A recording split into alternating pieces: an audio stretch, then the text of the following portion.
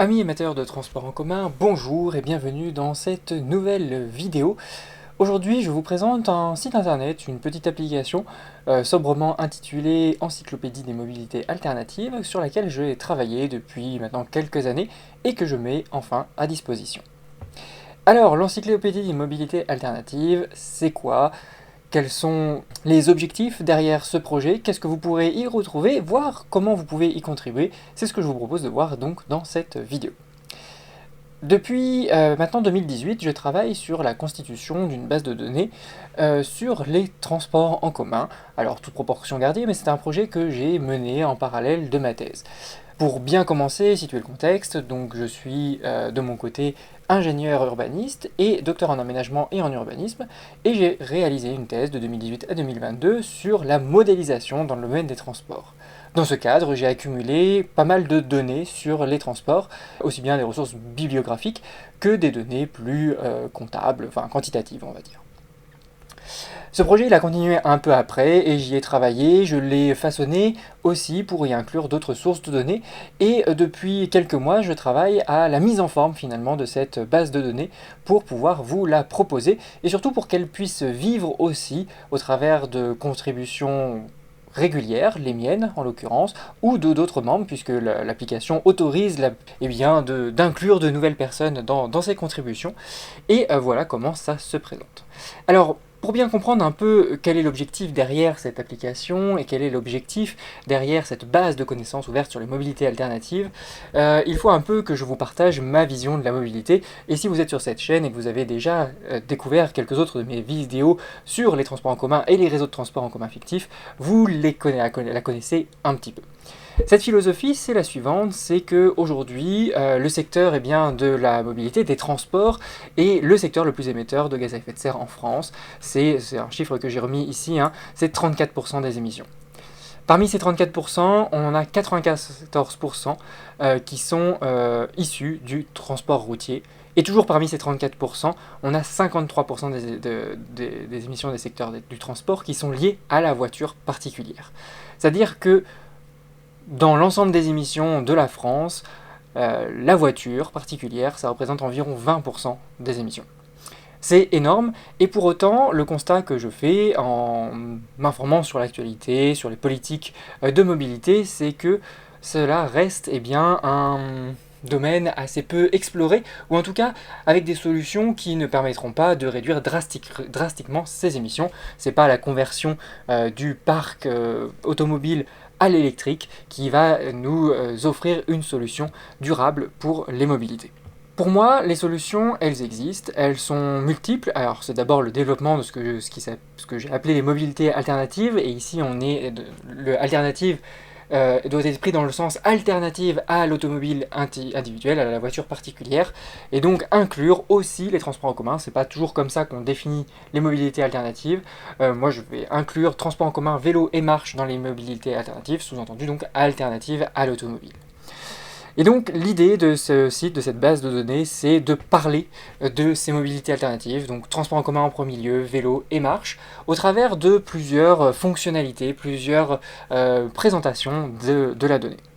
La première est celle qui va intéresser les plus amateurs d'entre vous de transport en commun, ça est un explorateur. Cet explorateur, il permet d'investiguer les principaux territoires de France métropolitaine. Ici vous avez les principales autorités organisatrice des mobilités de France métropolitaine. Il en manque bien entendu, mais on a quand même les principales.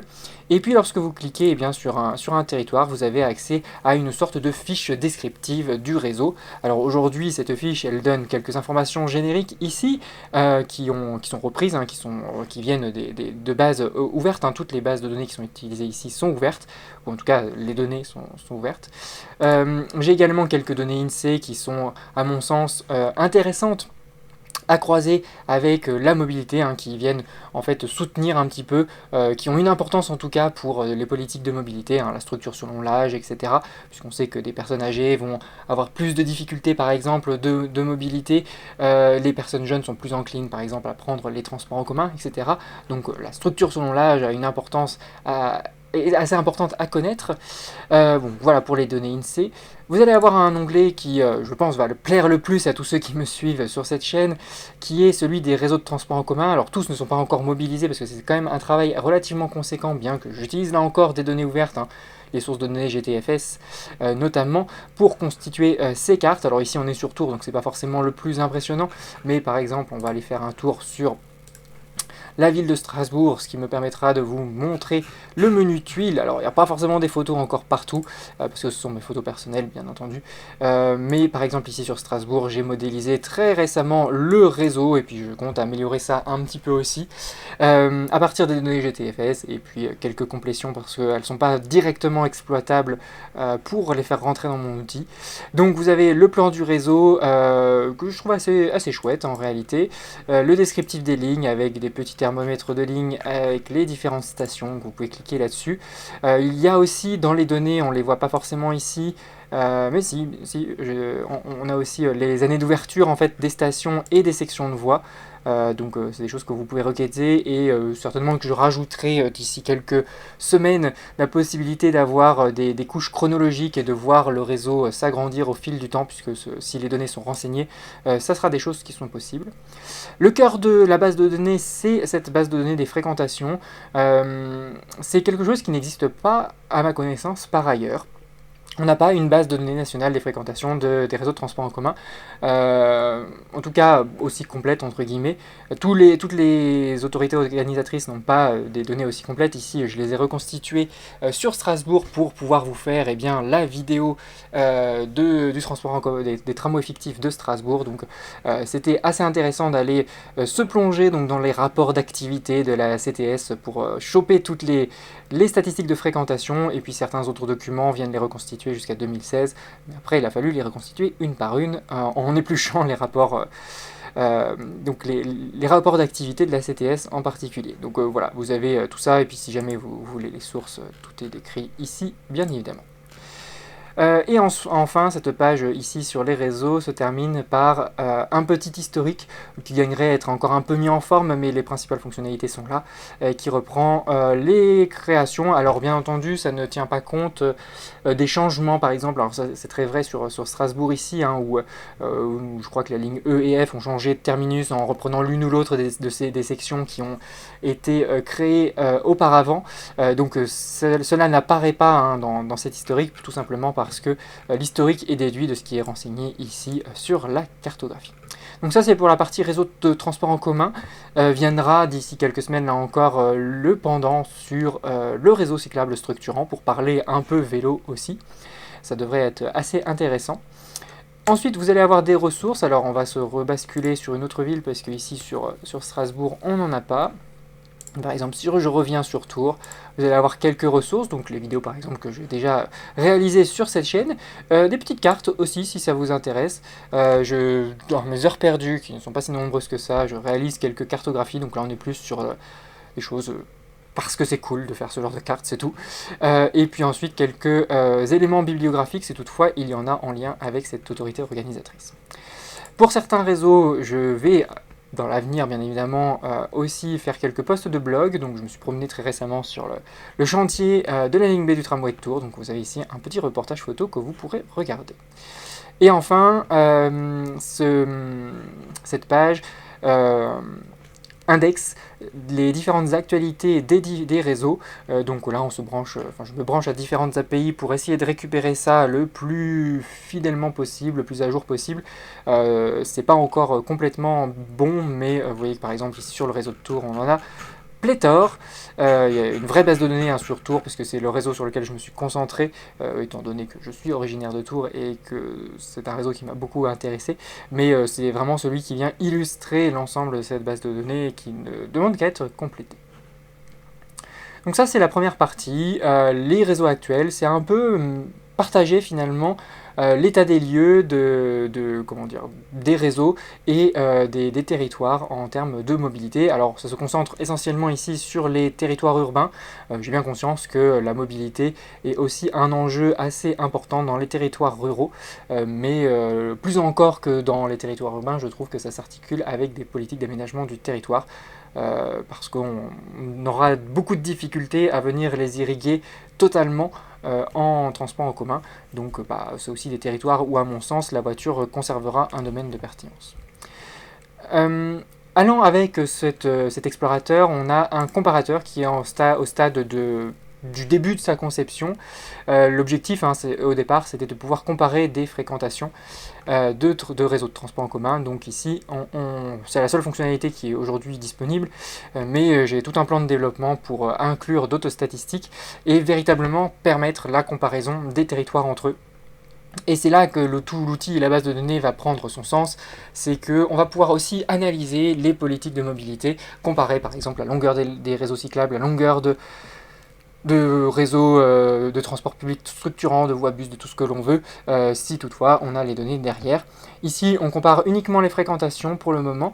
C'est déjà pas dénué d'intérêt parce que si on prend des villes à peu près de même taille, je vais prendre un triptyque des grandes villes de l'Ouest, donc Tours, Angers, Le Mans, on va prendre Orléans aussi qui est un petit peu dans le même secteur, et une autre ville, les Reims, on est à peu près dans les mêmes ordres de grandeur.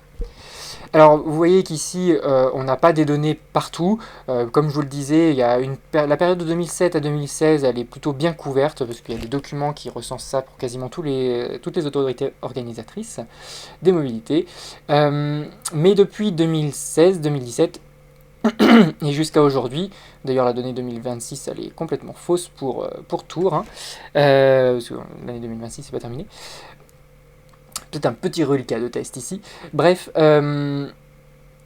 donc je disais que oui, les données depuis 2017, elles sont beaucoup plus difficilement trouvables et il faut éplucher les rapports d'activité, les articles de presse, etc. pour tout simplement reconstituer l'historique des fréquentations. Et vous voyez que par exemple ici à Orléans, j'ai un trou en 2020 et un trou également en 2021. Donc ça serait, voire même 2022, donc j'ai encore quelques années à compléter. C'est assez intéressant de comparer ici des villes similaires entre elles, voir les effets un petit peu qu'ont eu par exemple à Tours. On a eu l'inauguration du tramway en 2013, ça a eu un effet assez spectaculaire. Ça dépasse maintenant largement en Angers, là où Angers était largement devant avant, sachant que le tram à Angers, ça devait être 2011, la première ligne. Donc vous voyez qu'on a aussi ici un petit effet d'augmentation, mais bien moins spectaculaire qu'à Tours par exemple. Voilà, donc ça c'est pour le comparateur qui, bien entendu, se musclera dans les prochaines semaines, prochains mois, avec de nouveaux indicateurs qui seront à comparer. La deuxième partie de cette encyclopédie des mobilités alternatives, c'est un ensemble de dossiers dont l'objectif, alors on va aller sur un dossier qui est à peu près complété parce que c'était mon cœur de sujet de thèse, la modélisation ici dans le domaine des transports. L'objectif c'est de venir vulgariser ou en tout cas parler de différents sujets en lien avec les mobilités, alors des sujets qui sont parfois plus scientifiques et qui ont un caractère un peu moins opérationnel, quoique parler ici par exemple de la modélisation dans le domaine des transports, c'est un sujet qui permet aussi de comprendre comment on a par des outils mathématiques aussi favorisé l'automobile et la prépondérance de l'automobile. Alors qui est l'œuf de la poule, ça c'est tout un débat. Néanmoins, les modèles de prévision de la demande de transport ont, en tout cas c'est ce que j'ai constaté moi dans les études que j'ai pu faire dans le cadre de ma thèse, accompagner et sinon consolider, conforter l'usage de l'automobile au fil du temps. Donc voilà, c'est des choses assez intéressantes à regarder. Ici vous avez donc soit des articles de blog, des ressources, il y en a un paquet parce qu'elles sont issues essentiellement de ma thèse pour le coup, ou des actualités qui peuvent être associées à un dossier. Et l'ambition c'est de traiter tous les sujets que vous avez ici. Alors des sujets qui peuvent paraître un peu plus éloignés comme l'architecture ou l'espace public. L'espace public c'est un lien assez fort quand même avec la mobilité, et en particulier lorsqu'on parle de mobilité alternative, puisque dans ces mobilités il y a le piéton, et le piéton, le vélo mais dans une moindre mesure, le cycliste dans une moindre mesure également, le piéton est très sensible à son environnement, donc à l'aménagement de l'espace public.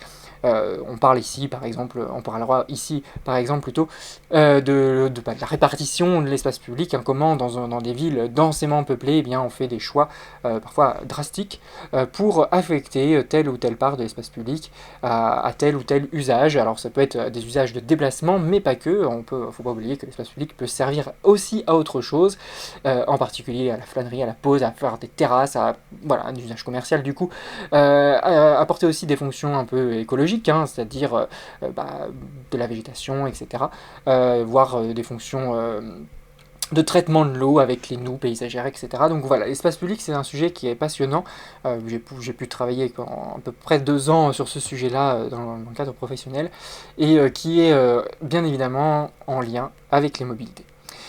Parmi les dossiers qui seront intéressants à suivre et que je vais certainement compléter dans les premiers, vous avez des dossiers sur les plans de circulation, des choses que j'ai pas mal étudiées également, et puis sur la tarification, puisque c'est un sujet assez sensible aujourd'hui, où on cherche à se priver, je trouve, de recettes, fussent-elles minces dans certains cas.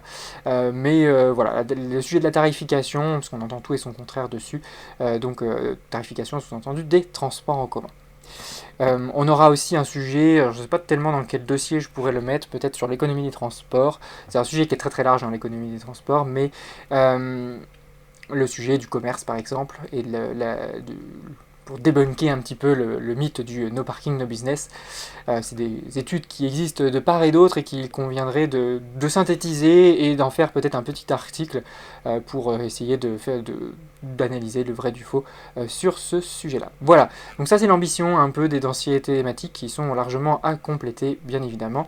On a quelques endroits où on a des articles, hein. Ici vous avez un article de blog assez ancien, que j'ai remis un peu au goût du jour, hein, qui est en anglais sur la bicyclette, il y a un peu l'historique de la bicyclette aux Pays-Bas, très très intéressant à analyser pour voir pourquoi les Pays-Bas ont, comment dire, réussi là où nous, on a encore un peu beaucoup de choses à voir sur la politique sur la politique cyclable.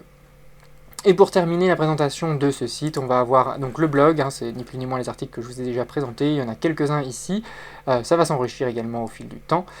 Les actualités, donc ça prend toutes les actualités, tout réseau confondu. La bibliothèque, c'est une immense bibliothèque sur la thématique des mobilités. Il y a beaucoup de choses aujourd'hui sur les outils mathématiques et la modélisation, mais ça devrait se compléter.